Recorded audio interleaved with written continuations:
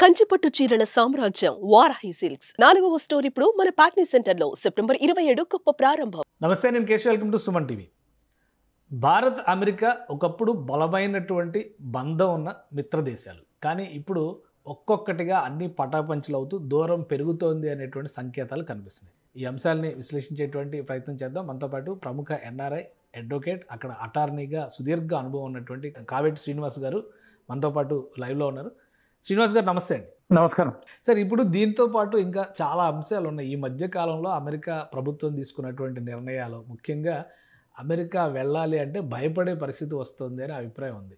మీరేం చెప్తారు? సుదీర్ఘకాలం అక్కడ ఉన్నటువంటి వ్యక్తిగా, అలానే అక్కడ ప్రాక్టీసింగ్ అటార్నీగా, అక్కడ ఉన్నటువంటి లీగల్ సిస్టము ఇప్పుడు ఒక ఫ్రెష్గా నాలాంటి స్టూడెంట్ అనుకుందాం, ఎగ్జాంపుల్ అనుకుందాం, నేను కాకపోతే మా అబ్బాయి లాంటి వాళ్ళు అమెరికా రావాలంటే అసలు వచ్చేటువంటి వాతావరణం ఉందా ఈ నిర్ణయాల తర్వాత? ఇప్పుడు స్టూడెంట్స్ వెళ్తున్నారండి. ఇప్పుడు ఈ మధ్యకాలంలో చాలాసార్లు స్టూడెంట్స్ మమ్మల్ని కన్సల్టేషన్ అడుగుతారు. ఇండియాలో ఉన్నప్పుడు వెళ్తున్నారు, ఎంబసీకి వెళ్తున్నారు, వీసాలు తీసుకుంటున్నారు.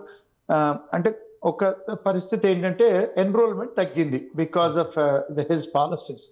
అందరూ కూడా వేరే దేశాలకు వెళ్తున్నారు. రెండోది ఎంప్లాయ్మెంట్ మీద కూడా ఇప్పుడు నెక్స్ట్ ఇయర్ నుంచి $1,00,000 H1 చేసుకోవాలంటే ఎవరు కట్టలేరు, చేయలేరు.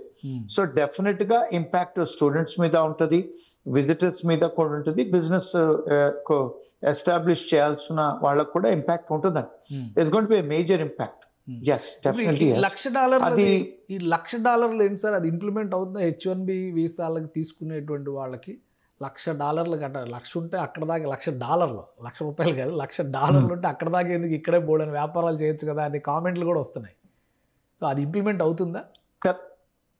కరెక్ట్ అండి. But lot of companies already file చేశారు కోర్టులో. అంటే అది మరి లిటిగేషన్ అయ్యి నిలవకపోవచ్చు అని నా ఒపీనియన్ అండి. ఎందుకంటే ఫైనాన్షియల్ బర్డన్ అవ్వకూడదు ఎప్పుడు కూడా వ్యాపారస్తుల మీద. అన్డ్యూ బర్డన్, ఫైనాన్షియల్ బర్డన్ అవ్వకూడదు. రెండోది ఏంటంటే interference in private contract or public contracts government అవ్వకూడదని ఒక కాన్స్టిట్యూషనల్ ప్రొవిజన్ ఉంది. ఇప్పుడు మరి వ్యాపారాలే కదండి, ఇప్పుడు ఐటీ కంపెనీస్ అన్ని వ్యాపారాలే కదా. ఇప్పుడు ఎంప్లాయీస్ తెచ్చుకుంటాము, మరి అది వ్యాపారమే కదా, వాళ్లకు ఎంప్లాయ్మెంట్ అగ్రిమెంట్ రాస్తాము, అది కాంట్రాక్టే. ఇప్పుడు ఏదన్నా మేము యాప్ డెవలప్ చేయాలంటే ఐటీ కంపెనీస్ బయట కంపెనీస్తో కాంట్రాక్ట్ చేస్తారు. మరి ఇలాంటి రెగ్యులేషన్ అన్డ్యూ బర్డన్ అవుతే అది బిజినెసెస్కి ఎఫెక్ట్ కదా, కాంట్రాక్ట్ లో ఇంటర్ఫియరెన్స్ కదా. అంటే యుఎస్ కాన్స్టిట్యూషన్ ప్రకారం, నా ఒపీనియన్ ప్రకారం అది హోల్డ్ అవ్వదని నా ఒపీనియన్ అండి.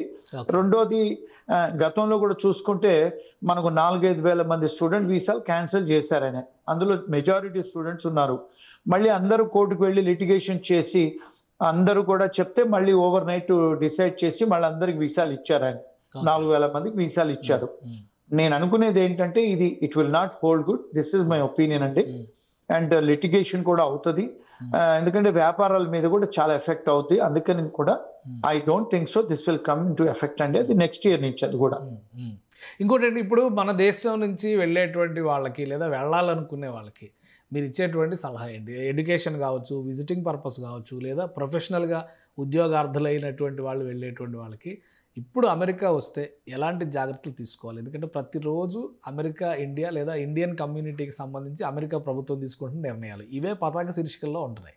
సో మీరేం సలహా ఇస్తారు? అంటే ఇప్పుడు స్టూడెంట్స్ వెళ్ళే వాళ్ళు వెళ్ళొచ్చండి, ఎందుకంటే వాళ్లకు H1 హిట్ అయ్యే వరకు 2-3 years పట్టుద్ది. ఎందుకంటే వాళ్ళు ఇనిషియల్గా సిపిటీలో పనిచేసుకోవచ్చు, ఇనిషియల్ ఓపీటీలో పనిచేసుకోవచ్చు, మళ్ళీ స్టెమ్ ఓపీటీలో పనిచేసుకోవచ్చు. వీళ్ళు ఎవరైతే స్టెమ్ ప్రోగ్రామ్స్ లో ఉన్నారో వాళ్ళకి రెగ్యులేషన్స్ ఏవి 3 ఏళ్ల వరకు ఎఫెక్ట్ అవ్వదు. So I don't think so students should be concern. ఇక సెకండ్ థింగ్ ఏంటంటే H1B వాళ్ళు ఆయన ఏమంటున్నారంటే నెక్స్ట్ ఇయర్ నుంచి అప్లికబుల్ అంటున్నారు. కనుక ఎవరికైతే H1B ఉందో ఆల్రెడీ, లేకపోతే చేంజ్ ఆఫ్ స్టేటస్ చేసుకుంటున్నారో స్టూడెంట్స్ ఎవరైతే అక్కడ ఉన్నారో వాళ్ళకి ఎఫెక్ట్ ఏం అవ్వదు.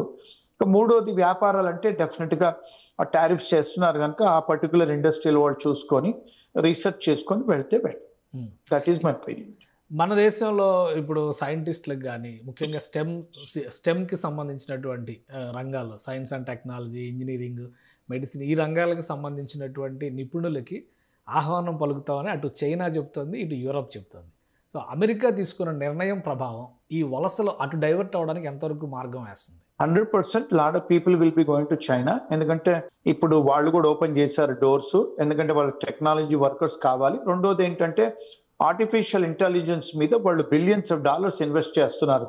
అంటే యుఎస్ కంటే ఎక్కువ ఇన్వెస్ట్ చేస్తున్నారు కనుక డెఫినెట్ గా, బికాస్ మన వాళ్ళు ఆర్టిఫిషియల్ ఇంటెలిజెన్స్ లో, ఐటీలో మన వాళ్ళు చాలా, అంటే దే ఆర్ వెరీ జీనియస్. మన వాళ్ళు ఇంగ్లీష్ కూడా వచ్చు కనుక it is better to go to China. And Japan is also giving అండి. ఇప్పుడు మన ఇండియన్ టెక్నాలజీ వర్కర్స్ కు వాళ్ళు స్పెషల్ వర్క్ పర్మిట్స్ ఇస్తున్నారు. యూరోప్ వాళ్ళు కూడా ఇస్తున్నారు మన వాళ్ళకి, ఎందుకంటే కోవిడ్ తర్వాత చాలా మంది చనిపోయారు ఎక్కడ యూరోప్ లో. రెండోది ఏంటంటే యూరోప్ దేశాలు కూడా ఇప్పుడు జర్మనీ కానీ, పోలాండ్ కానీ, లిథువేనియా, లాట్వియా అన్ని కంట్రీస్ కూడా మన వాళ్లకు ఇస్తున్నారు, వర్క్ పర్మిట్స్ ఇస్తున్నారు అక్కడ ఎడ్యుకేషన్ అయిన తర్వాత. అండ్ స్వీడన్ లో కూడా ఇస్తున్నారండి. ఇప్పుడు పోర్చుగల్ వాళ్ళు కూడా గ్రీన్ కార్డ్స్ ఓపెన్ చేశారు. $2 లక్షల పెడితే మీకు అక్కడ పోర్చుగల్ లో కూడా గ్రీన్ కార్డ్ వస్తుంది. ఇప్పుడు $2 లక్షల అంటే మన దగ్గర 2 కోట్లు అండి. చాలా మంది మన రియల్ ఎస్టేట్ ఒక ప్లాట్ అమ్ముకుంటే 2 కోట్లు వస్తాయి. సో పోర్చుగల్ వాళ్ళు కూడా గ్రీన్ కార్డ్ ఇస్తున్నారు కనుక ఇప్పుడు మాకు చాలా ఎంక్వైరీస్ ఆ దేశాల నుంచి అక్కడికి వెళ్ళటానికి వస్తున్నాయి. సో కానీ doors are opening to other. ఇప్పటివరకు అమెరికాని ప్రిఫర్ చేశారు. అమెరికా అంటే ఏదో భూతల స్వర్గం, అక్కడే ఉండాలి అనేటువంటి అభిప్రాయం ఉండేది. సో ఇది ఒక మిత్గా మారిపోయి రాబోయే రోజుల్లో ఇండియన్స్ ఎక్కువగా ఐరోపా, చైనా, మీరు అన్నట్టుగా జపాన్, ఈ కంట్రీస్లో ఎక్కువ సెటిల్ అయ్యేటువంటి అవకాశాలు ఉంటాయి. ఆపర్చునిటీస్ కూడా ఆ స్థాయిలో వస్తాయి అక్కడ.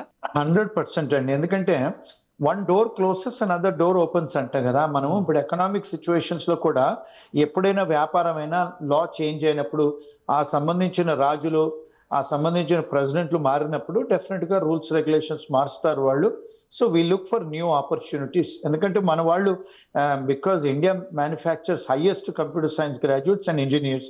మరి మన వాళ్ళు కంప్యూటర్ సైన్స్ గ్రాడ్యుయేట్స్, ఇంజనీర్స్ ఎక్కడికైనా వెళ్ళి ఇంగ్లీష్ వచ్చు కనుక వెళ్తారు, పని చేసుకుంటారు.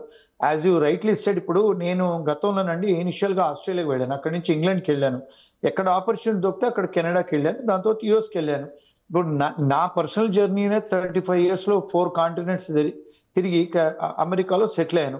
ఇప్పుడు వేరే ఆపర్చునిటీస్ దొరికితే వేరే కంట్రీస్ లో కూడా ఆఫీసెస్ ఓపెన్ చేస్తున్నాం, వెళ్తున్నాం.